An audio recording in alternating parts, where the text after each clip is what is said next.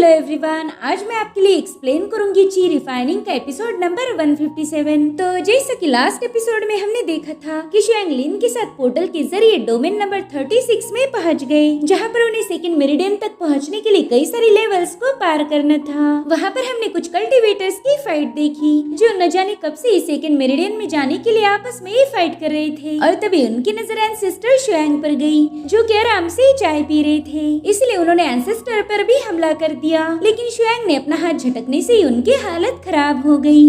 अब आगे तो हम देखते कि शुआंग के डिसाइपल्स अभी भी उस एरी के पास है। हैप्पी जोर जोर से भौंक रहा था और याया रो रहा था। वो कहते बॉस, आप मुझे अकेला छोड़ के कैसे जा सकते हो? अब आपके बिना मेरा क्या होगा? मैं तो मर ही जाऊंगा, प्लीज मुझे भी आपके साथ ले चलो। तभी किंगशु भी गुस्सा होकर कहने लगती है कि एरी बंद हो गई तो क्या हुआ, मैं दोबारा से इसे ओपन करूंगी। और अब वो अपनी तलवार लेके एरी की तरफ आगे बढ़ती है। तभी ल्यूजॉन सबको बताता है कि चाहे ये ट्रांसपोर्टेशन एरी किसी भी किस्म की क्यों ना हो, इसका यूज होने के बाद इसने अपने ट्रेसेस जरूर से पीछे छोड़े होंगे। इसीलिए अब ल्यूजॉन अपनी थंडर पावर को एक्टिवेट करते हुए वहाँ पर अटैक कर देता है, और उसकी पावर ने वहाँ के ट्रेसेस को आइडेंटिफाई किया जो कि रियल में एक स्पेस मैजिक पैसेज था, जिसे देखकर ही सभी लोग चौंक गए। वेल, इसका रीजन ये था कि सेकंड मेरिडियन एक अलग ही स्पेस में बनी है, तो वहाँ जाने के लिए स्पेस मैजिक का यूज करना पड़ता है। किंगशु कह रही थी कि अगर हम इस स्पेस क्रैक को ओपन कर पाए तो हम बड़ी आसानी से सेकंड मेरिडियन में पहुँच जाएंगे। जिस पर डोंग में बता रही थी कि पैसेज कोई आम चीज नहीं, इसे एडवांस स्पेस मैजिक का यूज करके बनाया गया है, और इसके बारे में मैंने मेरे एल्डर जी से सुना था। इधर यानिंग में इसे पूछ रहा था कि तुम तो हमारे बॉस के साथ काफी लंबे समय से हो, तो तुम्हें हमारे बॉस ने कोई ना कोई ट्रिक तो सिखाई होगी। अब निंग मेई को तो कुछ आता नहीं था। वो कहती अरे हाँ, मैंने ढेर सारी चीजें सीखी है, मगर उसमें स्पेस मैजिक शामिल नहीं थी। भला ऐसी डिफिकल्ट स्पेस मैजिक पर कौन अपना वक्त जाया करेगा? तभी रेंशु कह रही थी कि अगर ये वाकई एक स्पेस पैसेज है तो शायद मेरे पास इसका तोड़ है, और अब वो तुरंत ही अपनी हेयर पिन निकाल लेती है। वो बताती है कि मास्टर शुआंग ने मुझे बोला था कि इस हेयर पिन में उन्होंने स्पेस मैजिक डाला है, मेरे ख्याल से हम इसको ट्राई कर सकते हैं। जिसके बाद वो स्पेस पैसेज के पास जाकर अपनी हेयर पिन को सीधा उस पैसेज में घुसा देती है, जिससे वहाँ पर बहुत पावरफुल ऑरा रिलीज हो रही थी। उस डोमिनेटिंग ऑरा ने तुरंत ही इन लोगों को पीछे पुश कर दिया। इन लोगों ने आज तक इतनी पावरफुल स्पेस मैजिक को देखा नहीं था, और अब वहाँ पर स्पेस पैसेज ओपन हो गया, जिसे देखकर टिनफिंग सबसे ज्यादा खुश हो गया था। वो अब बड़ी ही तेजी से पोर्टल की तरफ भागने लगता है। तभी डोंग में उसे रोकते हुए कहती कि बच्चे, तुम्हें काफी देर हो चुकी है, तुमने थोड़ा जल्दी से स्पेस में जाना चाहिए था। और अब टिनफिंग देखता है कि उसकी टीम के कुछ लोग बड़ी ही तेजी से पोर्टल की तरफ भाग रहे हैं। उस पोर्टल में डोंग में ल्यूजॉन, हुईजॉन और कांगसू एंटर कर देते हैं, लेकिन जैसे टिनफिंग उस पोर्टल के पास पहुंचा, वो पोर्टल दोबारा से क्लोज हो गया। इससे टिनफिंग काफी ज्यादा नाराज हो गया था, मगर वो रेंशु से कहता है चलो चलो जल्दी से इस पोर्टल को ओपन करो। तो रेंशु अपनी हेयर पिन को देखते हुए बता रही थी कि सॉरी, लेकिन मैं इसे एक बार ही यूज कर सकती थी, अभी दोबारा से एक्टिवेट नहीं हो सकता। और ये सुनकर बेचारे टिनफिंग का दिल टूट गया। तभी निंग में रेंशु से कह रही थी कि मास्टर ने तुम्हें और भी कुछ चीजें दी होंगी, चलो जल्दी से उसे भी बाहर निकालो, हम दोबारा से उस पोर्टल को ओपन करेंगे। जिस पर रेंशु भी अग्री हो गई। वो कह रही थी हाँ, मास्टर ने मुझे काफी स्पेशल चीजें दी हुई है, तो हम बारी बारी उन सबको ट्राई करेंगे। अब हमें यिन शुआंजी नाम के बंदे को दिखाया जाता है, जो कि सेकंड मेरिडियन का लॉर्ड है। वो कह रहा था कि मौत या फिर जिंदगी, यहाँ पर सब कुछ अनप्रेडिक्टेबल है। उसके पास ढेर सारे मरे हुए लोगों की सोल फ्लोट कर रही थी, जिन्हें चेक करते हुए वो अपने ऑब्जर्वर शाओ से कह रहा था कि ये गेम बहुत ही ज्यादा इंटरेस्टिंग है, इसे तो game of life and death भी कहा जा सकता है। अब ये बंदा किस बारे में बात कर रहा है ये हमें थोड़ी देर में पता चलेगा। और तभी वहाँ की जमीन बड़ी ही तेजी से शेक होने लगती है, जिससे शाओ तो सीधा जमीन पर गिर गई थी। वो डर के मारे तुरंत ही अपने स्क्रॉल उठाने लगती है। अभी शुआंजी उससे पूछता है कि बताओ यहाँ पर अभी क्या हुआ था? तो शाओ तुरंत एक स्क्रॉल को ओपन करके चेक करती है। वो कह रही थी कि डोमेन नंबर 33 में एक स्पेस क्रैक ओपन हो चुका है, मेरे ख्याल से वानशु वापिस आ गया होगा। जिस पर इन शुआंजी कह रहा था ना, ये वानशु नहीं हो सकता। तो शाओ बताती है कि वानशु काफी लंबे अरसे से लापता है, अगर वो यहाँ पर वापिस नहीं आई इसका मतलब किसी और ने ही स्पेस पैसेज को ओपन किया होगा। ये सुनकर इन शुआंजी भड़क जाता है। वो शाओ से गुस्से में कह रहा था कि इतनी हिम्मत किसमें है जो हमारी परमिशन के बिना ही हमारे डोमेन में एंटर करे। जिस पर शाओ कह रही थी कि मुझे इस बारे में नहीं पता कि आखिर वो बंदा है कौन, अगर पता होता तो मैं डेफिनेटली आपको बता देती। ये सुनकर इन शुआन जी तुरंत ही अपना पेन एंड पेपर निकाल लेता है। वो कह रहा था कि तुमसे बहुत बड़ी गलती हो गई, तुम एक ऑब्जर्वर होके भी डोमेन पर ध्यान नहीं रख सकती, इसलिए सजा के तौर पर तुम्हारे इस साल के आधे एलिक्सर कट हो जाएंगे। चलो जाओ और उस घुसपैठियों को पकड़कर मेरे पास लेके आओ, और अगर तुम ऐसा ना कर पाई तो मैं तुम्हारे आधे बचे हुए एलिक्सर भी कट कर दूंगा।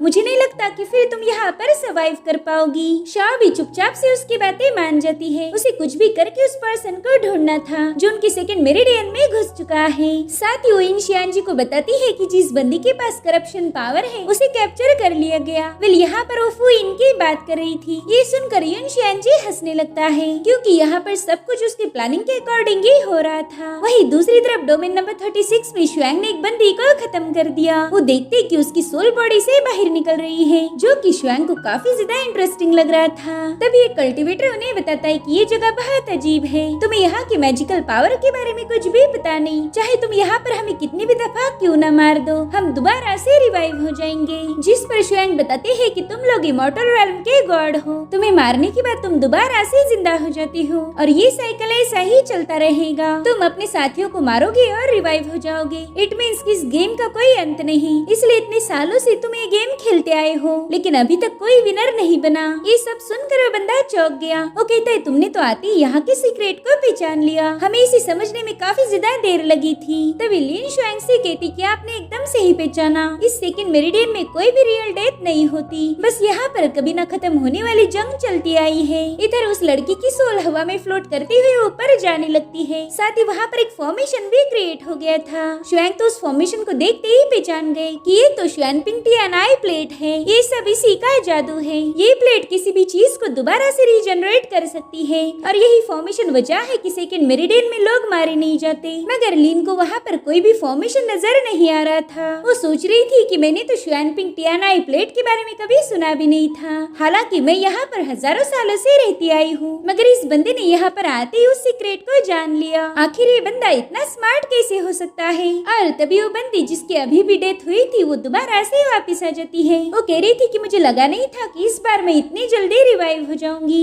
अब उन्हीं में से एक बंदा कह रहा था कि हम न जाने कभी से यहाँ पर फाइट करते आए हैं, मगर आज तक हम में से कोई भी जीत नहीं पाया, लेकिन आज हमारे पास एक गोल्डन चांस है, हम सभी लोग एक बेट लगाएंगे, हम में से जो भी इस नए बंदे को सबसे पहले खत्म करेगा वो इस मुकाबले का विनर बन जाएगा और बाकी बचे अपोनेंट को खुद को एलिमिनेट करना होगा। जिस पर वो सभी लोग तुरंत ही अग्री हो गए। अब वो सभी मिलकर एंसेस्टर पर अटैक करना शुरू कर देते हैं। एक बंदे ने अपनी पावर्स को इकट्ठा करके एक बॉल बना के शुआंग पर अटैक कर दिया, मगर शुआंग अपनी जबरदस्त पावर के साथ तुरंत ही उस बॉल को पकड़ लेते हैं। वो कह रहे थे कि ड्रैगन्स तेजी से बदल रहे हैं, तो क्यों ना यहाँ पर थोड़ा सा आग का तूफान लाया जाए। भले ये टेक्निक मेरी स्प्लिटिंग स्काई जितनी स्पेशल नहीं है जो कि विंड एंड फायर को चीर के रख दे, मगर इससे भी काम चल जाएगा। जिसके बाद वो 9 ड्रैगन्स की फायर को एक्टिवेट कर देते हैं। उन्होंने वहाँ पर फायर स्टॉर्म से इन लोगों पर अटैक कर दिया। अब वो कल्टीवेटर भी शील्ड बनाकर खुद को बचा रहे थे, मगर उस फायर के आगे उनकी शील्ड टिक नहीं पाई और वो ब्रेक होकर ये लोग काफी पीछे पुश हो गए। शुआंग की इस पावरफुल मूव को देखकर वो लोग कह रहे थे कि ये बंदा तो ड्रैगन की पावर को एक फायर बॉल में बदल सकता है, जो कि इम्पॉसिबल है। 5 एलिमेंट में से सबसे खतरनाक है फायर, लेकिन ये बंदा तो उसे भी अपनी मर्जी के मुताबिक ट्रांसफॉर्म कर सकता है। इसका मतलब ये है कि ये बंदा कोई मामूली कल्टीवेटर नहीं। अब वो लोग शुआंग से थोड़ा सा दूर जाते हुए कह रहे थे कि ये बंदा जरूर से किसी इवल पावर को पोजेस करता है जो इसे उसके मास्टर से मिली होंगी, वरना फायर एंड विंड को अपनी मर्जी से कभी भी चेंज नहीं किया जा सकता। तभी वो लड़की शुआंग से पूछती कि बताओ तुम्हारे उस इवल मास्टर का नाम क्या है जिसने तुम्हें ऐसी घटिया टेक्निक सिखाई। अब एंसेस्टर शुआंग को तो ये बिल्कुल भी पसंद नहीं था कि कोई उनके मास्टर पर उंगली उठाए, इसलिए वो काफी गुस्से में उस बंदी की तरफ सिर्फ नजर उठा के देखते हैं और इसी से वो बंदी ऑन द स्पॉट ब्लास्ट हो गई। ये देखकर वहाँ मौजूद सभी लोग चौंक गए थे। उन्हें समझ नहीं आ रहा था कि ये बंदा बिना अपना हाथ उठाए किसी को खत्म कैसे कर सकता है। तभी शुआंग कहते कि जो भी बकवास बातें करेगा वो मेरे हाथों मारा जाएगा। अब उस बंदी की सोल शुआंग से कह रही थी कि आखिर तुम मेरे ही पीछे क्यों पड़े हो, पहला भी तुमने मुझे मारा था और अब भी सिर्फ मुझ पर ही अटैक किया। तुम्हें क्या लगता है इन हरकतों की वजह से मैं मारी जाऊंगी? वेल ऐसा तो होने से रहा, तुम्हारे हजारों अटैक के बावजूद भी मैं दोबारा से वापस आने वाली हूँ। याद रखो कि ये मुकाबला मैं तुम्हें कभी जीतने नहीं दूंगी। और यही सेम सवाल लिन के भी माइंड माइंड में था। वो पूछती कि बताए आप इस कॉन्टेस्ट को कैसे जीतने वाले हो। मेरे ख्याल से आप इन सभी को एक साथ ही खत्म कर दोगे और उनके दोबारा से रिवाइव होने से पहला ही शायद आपको विनर घोषित कर दिया जाए। जिस पर शुआंग अपनी पावर्स को एक्टिवेट करते हुए कहते हैं कि आज तक ऐसा कभी नहीं हुआ कि मैं जिसे मारना चाहता हूँ वो शख्स जिंदा बच गया हो। मैं अपने शिकार को कभी भागने नहीं देता। और अब उन्होंने अपनी डिवाइन पावर का यूज करके वहाँ पर एक फॉर्मेशन क्रिएट किया जो उस लड़की की सोल को वहाँ से ऊपर जाने से रोक रहा था। वो सोल उस फॉर्मेशन को ब्रेक करने की भी कोशिश करती है मगर इसका कोई फायदा नहीं होता।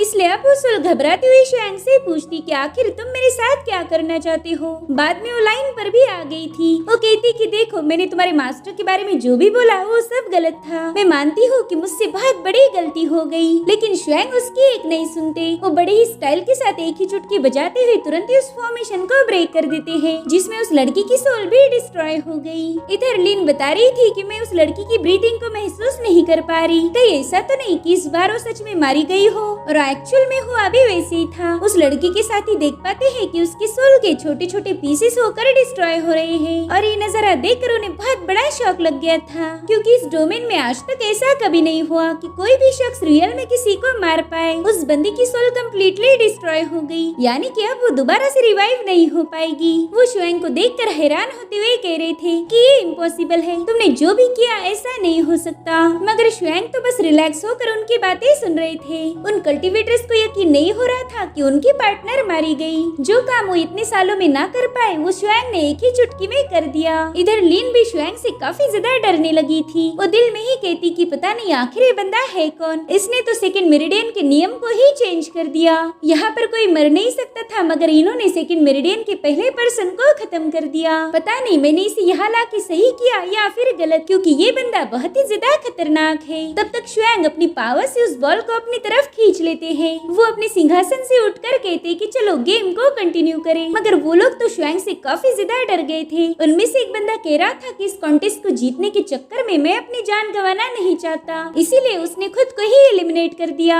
अब ये सब देखकर उसके साथी भी खुद को एलिमिनेट कर लेते हैं। जिसके बाद वहाँ पर एक अनाउंसमेंट हो जाती है जो कि शुआंग को कॉन्टेस्ट पास करने के लिए बधाई दे रही थी। इस तरह से एंसेस्टर शुआंग वो पहले इमॉर्टल बन गए जो सेकंड मेरिडियन के रूल्स को ब्रेक करते हुए पहले लेवल को पार कर पाए। और इसी के साथ ये एपिसोड यहीं पर एंड हो जाता है। Thank you so much for watching. Bye bye, take care.